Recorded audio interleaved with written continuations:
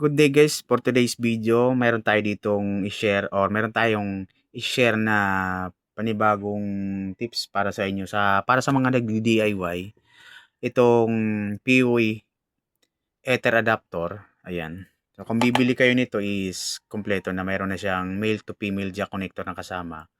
And then anong purpose pa nito? Ang purpose nito guys, itong indoor natin is pwede na natin gawing outdoor antenna. So may nabibili sa mga online o sa mga construction materials shop na junction box na para dito o yung akma dito. So yung nakapix lang para mapasok natin itong sa loob sa junction box itong modem. Pwede na natin siya maging outdoor. Umulan, umaraw man is magagamit na natin siya. Kung gusto nating palawakin yung range is pag nasa loob lang kasi ito is pang indoor lang antenna siya, nasa loob lang ng bahay yung range niya, hindi makakalabas.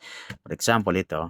So ito siya is kaya natin paganahin siya kahit nasa labas na nang hindi gumagamit ng extension wire. Saka sa mga ibang nag-DIY kasi gumagamit pa sila ng cable or yung wire na extension para ma-power up lang itong modem. Ayan. For example, yan. Tapos ito, sa kabila, kalimitan lalagay ito sa LAN 2, LAN 3.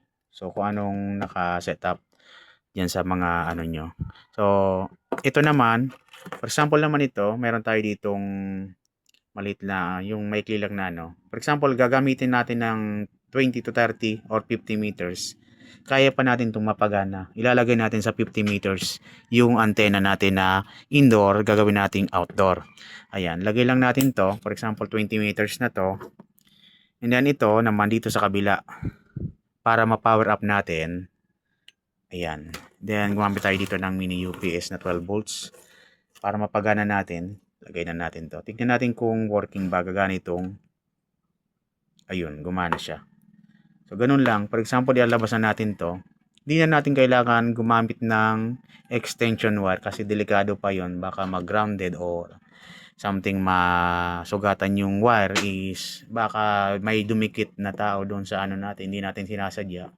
Yun. Mas mainam gumamit lang tayo ng ganitong PUI ether adapter na may kasama na siyang male to female jack connector. Ayan, ipa-plug na lang natin siya. So, plug and play naman to guys. Ayan.